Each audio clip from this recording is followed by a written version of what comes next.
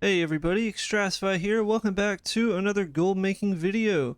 In today's video, I thought we'd continue our series of 50 runs, which is the series that we farm a dungeon or raid 50 different times. I keep all the rare and expensive loot, and then I go over everything in my inventory after I show you guys how to do the farm. And yeah, we check out the total gold value. As you can see in today's video, we farmed Uldaman. Now, Uldaman is one of my favorites as there is a chance for super rare items worth over 1 million gold if you do get them to drop. So definitely hoping for those. And yeah, let me go ahead and show you guys the run first, and then we'll go into all the loot I got from 50 runs of Uldaman. So when farming Uldaman, it can be quite a confusing dungeon to run, as it is quite lengthy and there are a ton of different turns and twists, but I will put a picture of my route on the map here.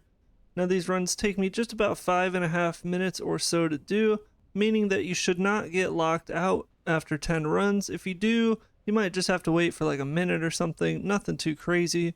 Now what you're mainly looking for here is obviously transmog. A lot of the green sets to look out for would be like the combat set, the chief brigadiers set, the Jazzeraint set, the Sentinel set, and the Ranger set, just to name a few, but there are quite a few great sets overall.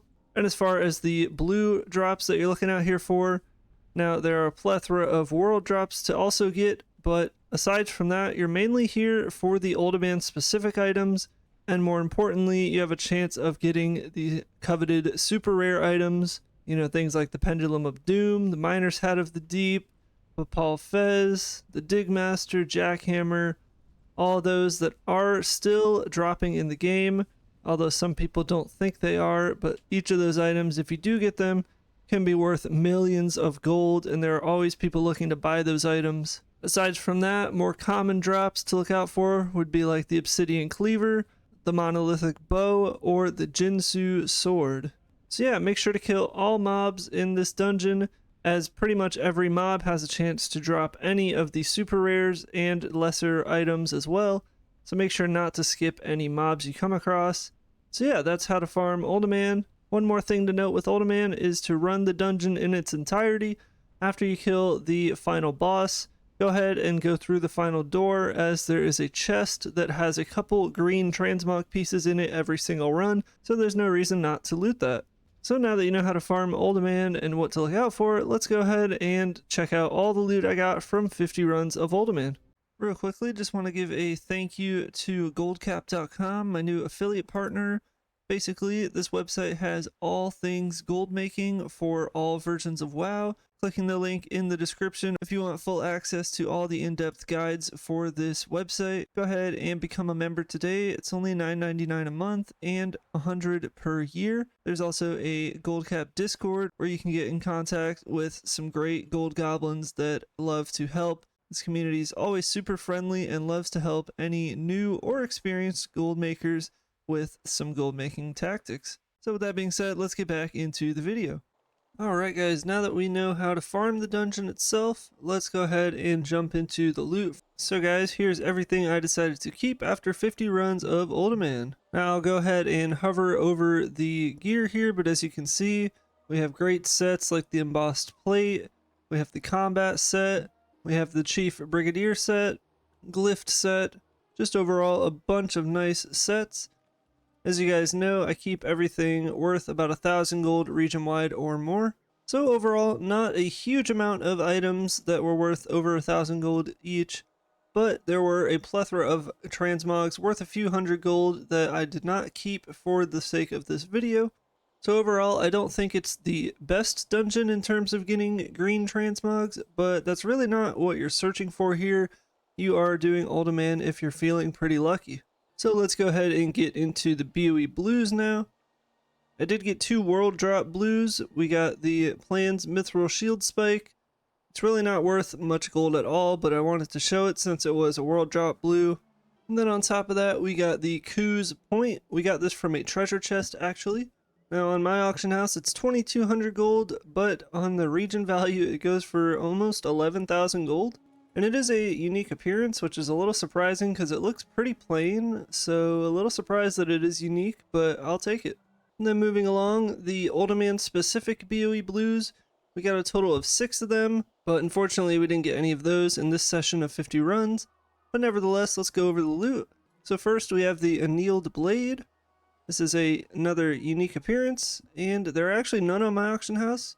Market value on my realm is about 6,000 with a region value of 24,000.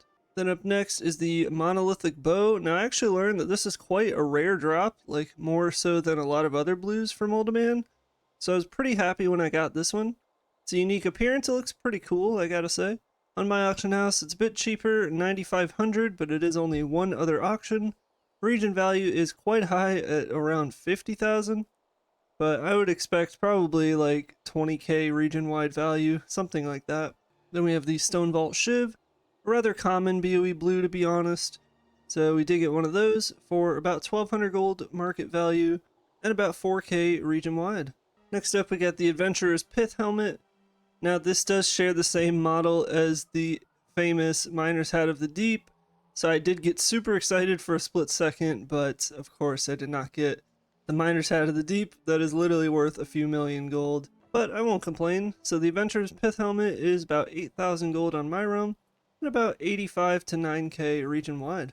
Next up we got the Beacon of Hope, going for about 10k region wide and about 12 to 15k region wide. Very cool looking lantern, pretty clean look I gotta say. Last but not least we got a pretty boring one. We got the Energy Cloak. Now this Energy Cloak shares a lot of appearances, so it will be a bit of a harder sell, but about 1,000 gold on my realm and about 4 to 5k region wide. Now we did get one very expensive pattern here. Uldaman is also well known for patterns like the Rich Purple Silk Shirt, the Lesser Parry Enchant, the Star Belt. There are tons of patterns from vanilla world drops, and Uldaman in particular is very popular because you can get pretty much any of them. But we got a very nice one. We got the plans for the Steel Weapon Chain. This is an extremely rare pattern that hardly ever drops. There are 3 of them on my auction house. The minimum price is a staggering 55,500 gold, and the region value is over 400k. Now I do think that's a bit inflated of course, but still this pattern is worth 50 to 100,000 gold all day long. Very, very nice find there, certainly to say the least. So guys, now that we've gone over all the loot, give me one moment while I tally up the total gold value, and then I will let you guys know the looted item value of everything in my bags from 50 runs of Uldaman.